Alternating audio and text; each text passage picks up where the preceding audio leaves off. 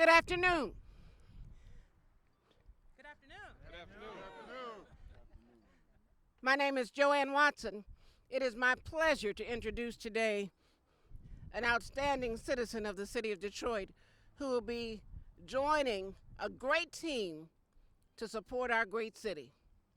I am honored to welcome you here today, and look what God has done, giving us a beautiful sunshiny day to bless this day.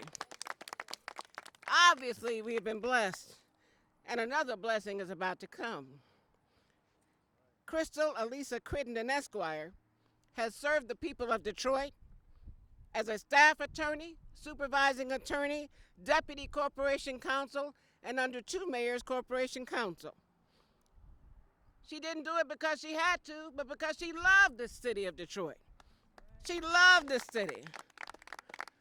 Like Benny Napoleon, she was born here. She loves the city and has given herself, poured herself into the lives of citizens throughout this great city. She is brilliant, bold, courageous, and she's dedicated her life and her family and all of her values to hold up this great city. It is my pleasure to present to you an outstanding public servant and one that has some exciting news for us today.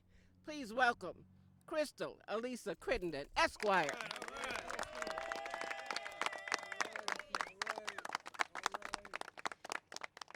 Thank you, Councilwoman Watson, and good afternoon. Ladies and gentlemen, those of you all who know me know that I have never been one to opt to go into the spotlight. I've always been more than happy working behind the scene for causes that I believe in. Now, I realize that my firm opposition to a consent decree and an emergency manager and a bankruptcy placed me at the forefront of one of the most historic political events of any major city in America. I've never professed to be a politician, nor has that ever been my goal to be a politician, but I believe in this city. I know who I am, I know whose I am, and I know right from wrong. I am the no-nonsense attorney who has gotten up every day for the last 20 years to fight for what is right in the city of Detroit. Not because I had to, not because I could find no other employment, but because I love this city. And I have done this for the city of Detroit and its residents because I love them as well. My goal has always been to simply think with clarity, act decisively, to represent my city with dignity, and to lead with integrity. And yet I stand here today in the middle of what I believe to be the most important election of our lives. At a time when the stakes could be no higher and the contrast between the two candidates could be no clearer. I have now witnessed an attack on Detroit's leadership masked as a need for change. We've taken a man who we don't know and exalted him without question. At the same time, we have taken a man who has risked his life for our city and silenced him. We've trusted an unfamiliar candidate with a sharp and swift tongue and doubted our neighbor who has always demonstrated honor and integrity. We say we are tired of crime, but we question the ability of a man who has reduced crime by 34% in 2.5 years in this city.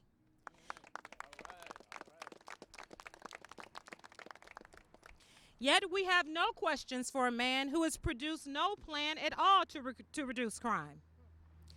We've gotten excited in anticipation of a turnaround plan promised by one candidate and remained silent when that plan turned out to be nothing more than a compilation of plans that have been tried and have already failed in the city of Detroit. We scrutinize the candidate who has proposed the boldest neighborhood growth strategy a mayoral candidate has ever seen, as though our neighborhoods don't deserve transformation. One candidate fought against an emergency manager before the law was even passed to enable one. The other candidate secretly conspired with the governor to have an emergency manager sent to Detroit, which has led to the filing of this bankruptcy. Despite the fact that 82% of the people, the residents of the city of Detroit, voted against emergency management, and 52% of the people in the state said we don't want emergency management. 2.3 million residents in this state voted against an emergency manager, and here we are. That's right. Now, 65% of Detroiters say they are unhappy with the emergency manager. Upset because he is going after retirees' pensions that they earned and is moving aggressively to sell off the water department and other city assets. How do you even consider electing the man who helped bring him here? Ladies and gentlemen, I thought I was pretty smart before, but this crash course in politics has taught me more than my 20 years of law school and service to the city of Detroit could ever teach me.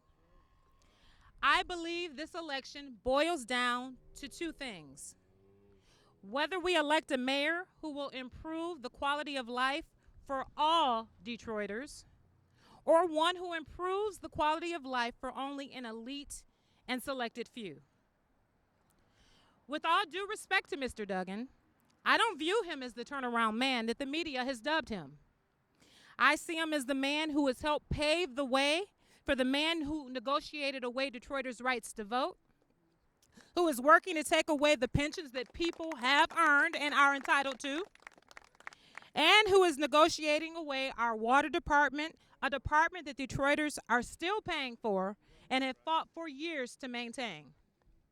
But above all things, I couldn't support a turnaround man who doesn't even think enough of us to have a plan to address crime in our communities or a plan that will transform our neighborhoods. I couldn't support that man.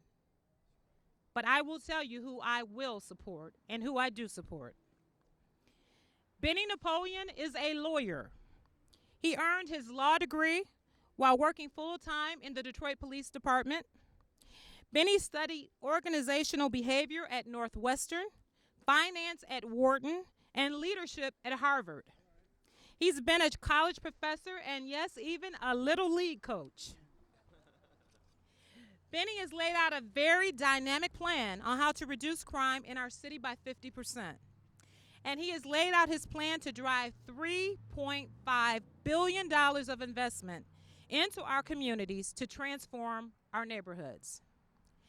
Therefore, I am asking all Detroiters who want to see crime reduced and their neighborhoods finally get the attention that they deserve, and who want to ensure that democracy lives in the city of Detroit and the state of Michigan, to join me in electing Benny Napoleon as our next mayor of Detroit.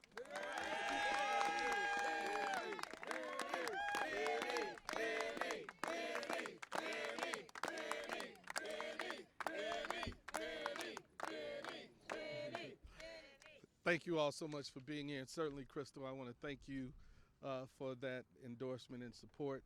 Councilperson Watson, thank you so much for your continued service to this great community. Amen. I would hope that no one will diminish the significance of this moment.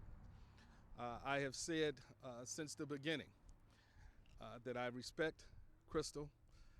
She has a career that has mirrored mine. She's a native Detroiter. She was educated here. She went to law school, went to undergrad, has been working for the city of Detroit for 20 years, and she loves this community. I can think of no greater team than to have two people who have shared a similar path and a similar affection for this great community to join together and create a future for this community.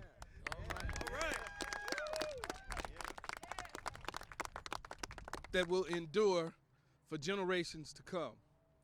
I am honored and I am happy because I'm going to predict that one day my 6-year-old grandson will be somewhere and he will be saying, as people talk about how great this great city of Detroit is when he's my age, and he'll say that my papa and Krystal Crittendon made it happen. That's right. Thank you all so much.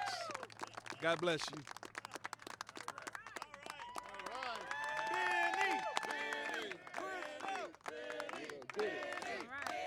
Krystal, Krystal, Krystal, Krystal, Krystal, Krystal.